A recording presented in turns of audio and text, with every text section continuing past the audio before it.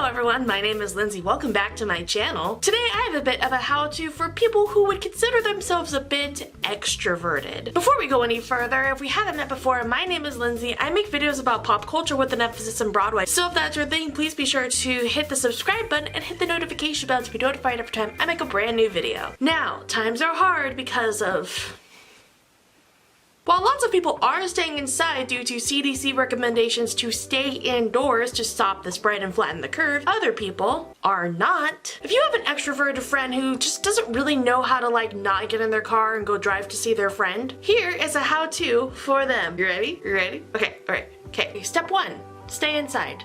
Step 2, continue doing that. Step 3, that's all. Now, if this sounds like a very easy how-to, that's great. You're pretty level-headed. I feel like you're a pretty good person. The step-by-step instructions should be as easy as they sound. But for some people, it's not, which brings me to the FAQ portion of this video already. CDC experts do say that you can go out for things like going on a walk, sunbathing in your backyard, taking your dogs out to use the restroom, getting takeout, taking a trip to the grocery store. While CDC experts do say to keep 6 feet of distance between you and the other person when you're outside, that doesn't mean you can go outside for every reason ever in the world. You should only go outside for things that are necessary. So the following things are not necessary at all whatsoever. Going to a friend's house to chat even if you're standing in the driveway and they're sitting in their room like it's a John Hughes movie. Going to the beach even if no one is around. Let your kid go to a playdate or a sleepover because they technically don't have school in the morning. That's an actual thing one of my friends who popped out a kid at 17 years old said to me, and I went,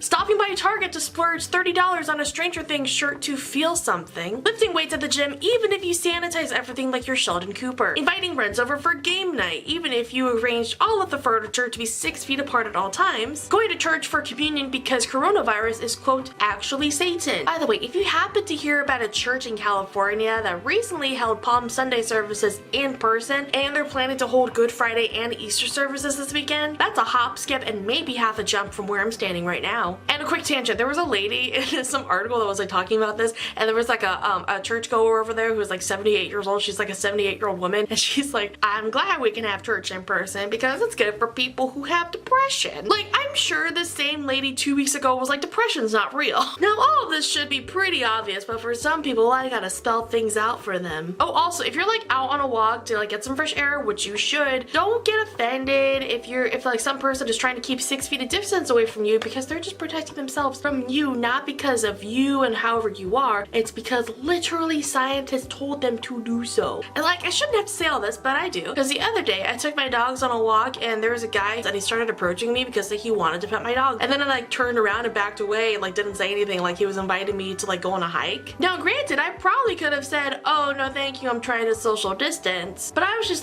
in the zone on my walk, so I didn't really say anything. That's actually quite a lie. I'm actually annoyed 85% of the time, but that's not related. Moving on. In case no one's told you, going out and living your life as normal is not sticking it to the man. If you think that's sticking it to the man, you're a lost cause. There isn't a commercial with Sarah McLachlan singing in the background about how you can't go outside and see your side piece. No one's gonna give you a humanitarian award for throwing a dinner party. No one. If you still need some convincing, picture anyone you know, let's say siblings, friends, people like that, and they're passing out stories about you because you died by doing something idiotic, which is frankly on brand for you. And during the corona pandemic, we were advised to stay inside and watch movies, read a book, eat snacks. They couldn't even do that. Imagine that that's the story that's passed down about you. You're the person who didn't know how to stay inside. This is the one time in history when you can actually cancel plans and it's fine, and you somehow forgot how to do that. If you're the type of person who can't go 2 hours without talking to a friend in person face to face, you've been one of the weak ones this whole time. Now if you're watching this video and you've gotten to this point and you're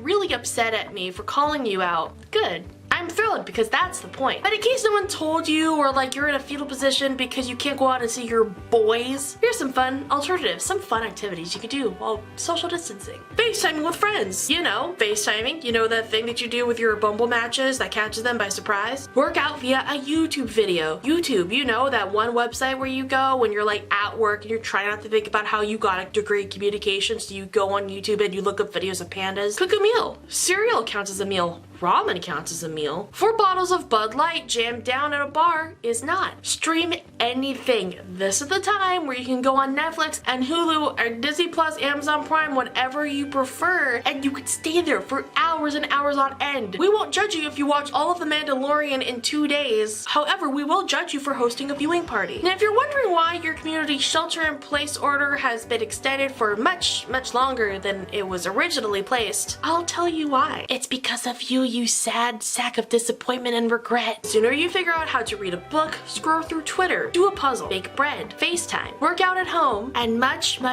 more, the sooner you can get back to your mediocre life of hanging out with your high school friends to reclaim your former glory. I hope this tutorial helped you in some way, and if you didn't, who dropped you on your head? Thank you so much for watching this week's video. I hope you all enjoyed it. If you did, please give me a thumbs up and let me know how's this quarantine been treating you.